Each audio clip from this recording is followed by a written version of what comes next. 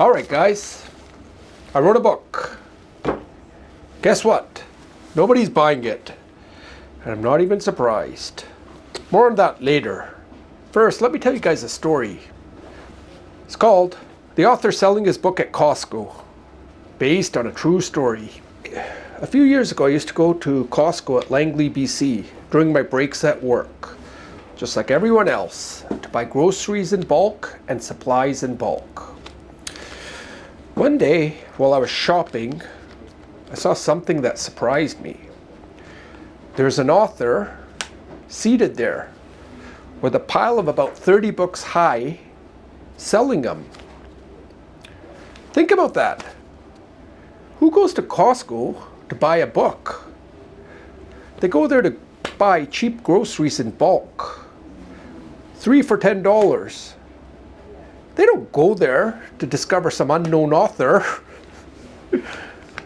But there he was sitting there. I got curious. Now prior to this, I'd written a few blog posts, and I always had dreams of being an author. So I hid behind one of the aisles and I stared at him. Then what I saw next kind of shocked me. People were going up to him. They weren't going up to buy his book, but to ask him directions. Where's the meat? Where's the vitamins? And guess what? He was guiding them aisle by aisle to where their groceries or supplies were. He had a map of the store in his hands and he was guiding people. It was like he worked there, but he didn't. He was an author. You know what the craziest part was? He was at peace. He wasn't disheartened. He wasn't disengaged. Not even embarrassed. He was utterly calm. That was the most surprising thing. And I kept thinking to myself, is this guy okay? I couldn't understand it.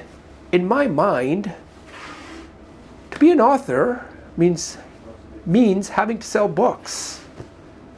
Everything else is a failure. Isn't that how most of us think? Our success is measured in validation, in numbers, in sales. Not this guy. He didn't need any of that. I realize now, though, the moment you create for the purpose of creating itself, you're liberated, you're free. I wasn't there yet, but now I am.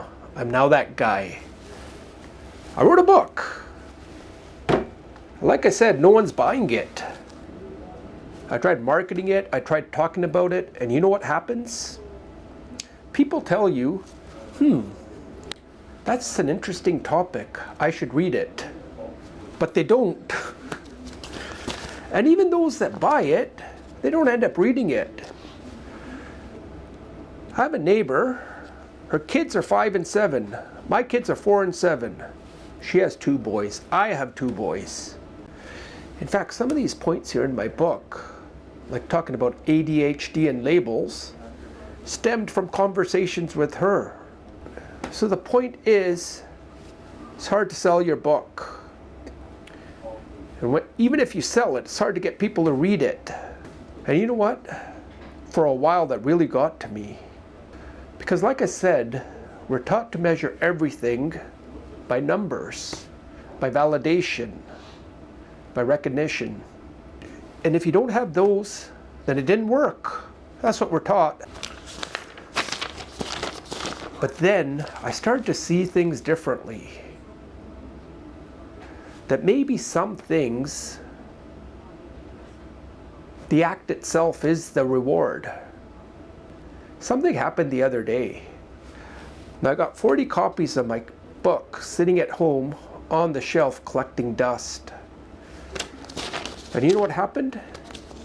My 7-year-old son picked up a copy and he started to read it. He started reading the prologue. Okay? Now, I intentionally wrote this book at about a grade 9-10 reading level. I didn't want it overly scholarly, so it would appeal to the masses. But my son, he's 7 years old. He should be reading at a grade 1 reading level. He started reading it. He asked me some questions about some vocabulary words he didn't understand.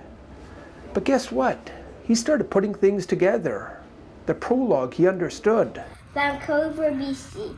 When I was 12, I sat nervously on a hard wooden. It was in that moment everything changed for me. I thought I was writing for the world. But maybe I was just writing for those closest to me.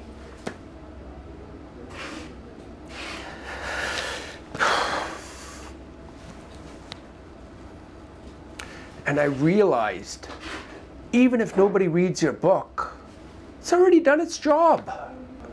I mean, not all wins are visible. Maybe the biggest wins are the ones nobody sees.